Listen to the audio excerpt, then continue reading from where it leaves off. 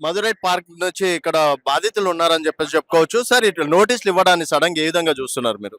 చూడండి, ఇక్కడ రేవంత్ రెడ్డి గారికి నమస్కరించి మా యొక్క ఆత్మలోని ఉన్న మాటను బయట పెడుతున్నాము. తప్పేముందో తప్పు లేదో ఉందో లేదో తెలియదు, కానీ మా మీద పడకండి. మేమే మీకు సపోర్ట్లము, మేమే పిల్లర్లము.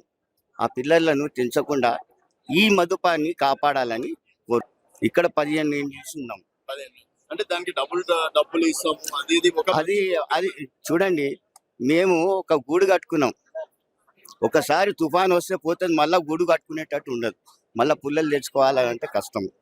కానీ మమ్మలను కరుణించి మాకు ఈ విధంగా అన్యాయం చేయకండి, మమ్మల్ని ఏదో రక్షించండి అని కోరుకుంటున్నాం. ఇంతవరకు యాక్ట్ ప్రకారం లేదు, డెఫినెట్‌గా కూల్చాల్సిందే అని చెప్పేసి అంటున్నారు రూల్ ప్రకారం. సార్, రూల్ ఇవాళ ఉంటుంది, రేపు పోతుంది. మనిషి ఇవాళ ఉన్నాడు, రేపు పోయిందంటే మళ్ళీ రాడు. 10 రూల్స్ వస్తాయి, దాని గురించి కాదు.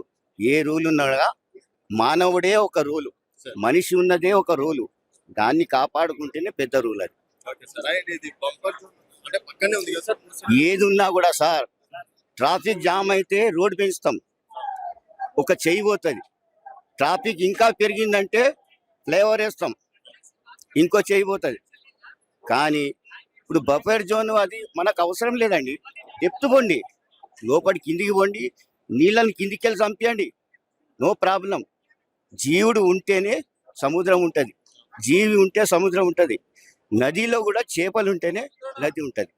అదేవిధంగా నదీ ప్రాంతంలో జనం ఎంతమంది ఉంటారో దానికి రక్షణ ఉంటుంది. రేవంత్ రెడ్డి గారికి ఒకటే విన్నపం అండి,